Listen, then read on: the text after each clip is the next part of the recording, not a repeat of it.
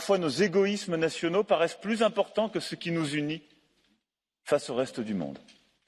Contexte où la fascination, et j'y reviendrai, illibérale grandit chaque jour. Contexte où les menaces géopolitiques, et nous y reviendrons à coup sûr dans la discussion, donnent à l'Europe une responsabilité plus grande chaque jour. Les propositions dans ce lieu où vous faites vivre chaque jour notre Europe dans ses sensibilités diverses, ses divergences et ses convergences, en construisant les indispensables compromis qui la font avancer. Nous allons échanger dans un contexte tout particulier qui rend, je le crois profondément, notre responsabilité plus grande encore. Un contexte qui est d'abord celui de division et parfois de doute au sein de l'Europe. Le contexte où le Brexit continue à être discuté, travaillé. Je veux ici saluer le travail conduit depuis plusieurs mois par Michel Barnier, à la Sorbonne, et c'est ce temps d'échange qui me... Ce n'est pas de pédagogie dont ils ont besoin, mais d'un projet nouveau, d'une exigence d'efficacité au quotidien. Et ceux qui font commerce de cette colère qu'ils attisent proposent pour seul avenir la voie sans issue du retour au déchirement nationaliste d'hier. Nous en avons expérimenté toutes les voies et toutes les conséquences. Pour raviver l'Europe des peuples, nous devons donc accepter d'agir autrement, en puisant à la source de la démocratie. Et regardons les choses en face. Comment se satisfaire d'élections européennes auxquelles moins d'un citoyen sur deux se déplace pour voter? Des fondamentaux. Contexte où, en matière de sécurité intérieure, extérieure et de défense, au cours des derniers mois, nous avons beaucoup avancé et je salue le travail qu'est en train de réaliser votre Assemblée sur le Fonds européen de défense.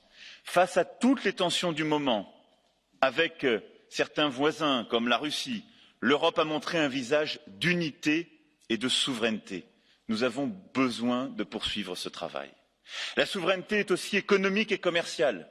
Nous avons su, là aussi, montrer ce visage uni et je me félicite des avancées obtenues ces derniers mois en matière de souveraineté économique et commerciale pour défendre nos secteurs stratégiques des grands conflits internationaux, le Levant.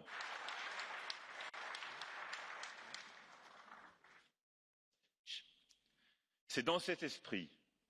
Ce n'est pas l'Union européenne.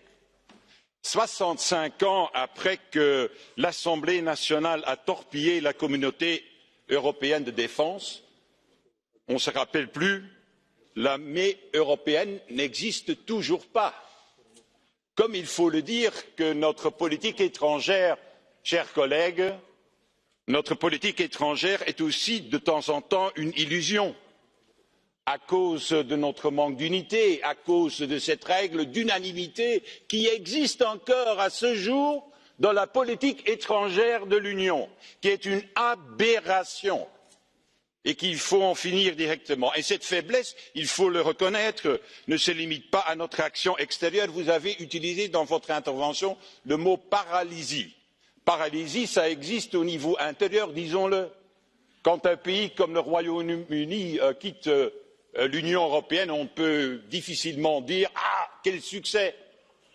Et en plus de ça, il y a naturellement les dérives autoritaires en Pologne et surtout en Hongrie. Haben alle abgestimmt? Die Abstimmung ist geschlossen. Wir kommen dann zur Integritätspolitik der Kommission. Haben alle abgestimmt? Die Abstimmung ist geschlossen. Dagegen Paragraph 22 ursprünglicher Text in 3 Teilen, alle in namentlicher Abstimmung. Erster Teil. Die Abstimmung ist eröffnet.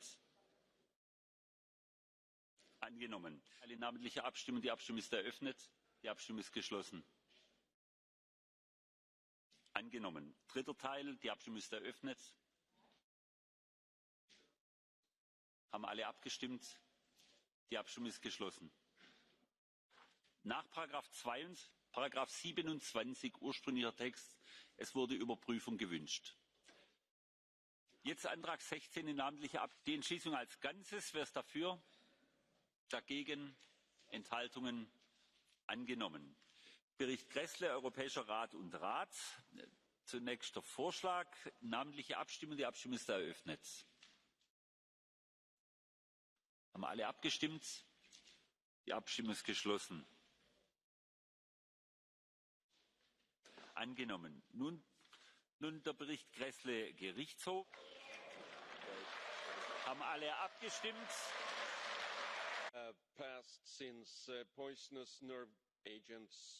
The recent use of chemical weapons on the European soil and in Syria, the continuous war against Ukraine and attacks in cyberspace have just once again reaffirmed the need to deter further aggressive actions of Russia.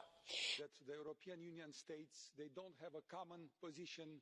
Wie umgehen mit Russland? Wäre ich noch Journalist, dann würde mir highly likely nicht reichen. Genauso hat das Großbritannien beim Giftanschlag auf Vater und Tochter Skripal im Hinblick auf den Kreml als Täter formuliert, auch wenn noch so viele Indizien in eine ganz bestimmte Richtung deuten. Our relations with Russia have been difficult. The list we've already heard is long. Last month's chemical attacks in Salisbury, Russia's support for the Assad regime that has turned on its own people, the series of cyber attacks, you have US and UK yesterday issued alerts, continuing interference in Ukraine and meddling in elections policies across the globe, including Brexit. Yet the EU's response so far has been marked by weakness through divisions and thanks to populist governments rejoicing in these grave breaches of sovereignty and international law, as demonstrated by the failure to adopt sanctions yesterday. In die alte Theorie Aug um Aug, Zahn um Zahn. Relations between the European Union and Russia have steadily worsened to the point where we hear comments that the situation is far worse than existed during the Cold War. Is this not a damning indictment of her diplomatic skills? Whatever the provocations, I believe the High Representative's first duty is to ensure the security of European Union citizens. That she is manifestly unable to do so simply reinforces my country's wise decision to Brexit and accordingly secure control of our own foreign and defence policy. Our approach to Russia needs to be multi-layered and must take account of Russian national interests. Through your neo-colonialist desire for European Union expansion, as well as the militarisation of your capabilities, you put yourselves on an unnecessary collision course with Russia that can only end in tears.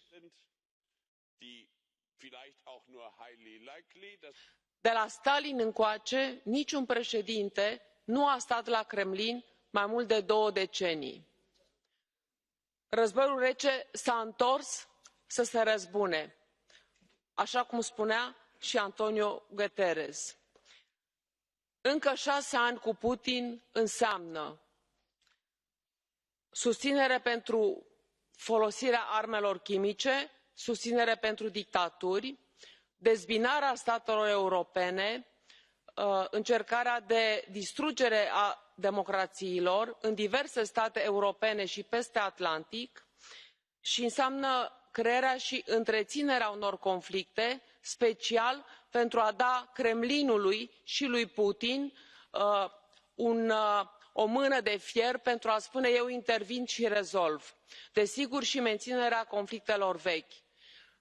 Aș mai vrea să repet încă o dată, războiul rece s-a întors.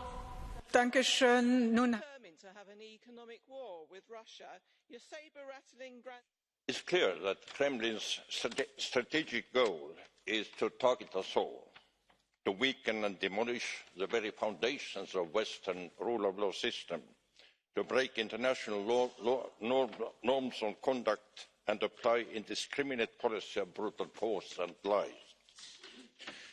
Some colleagues have spoken about respecting national interests of Russia. What were national interests of Hitler?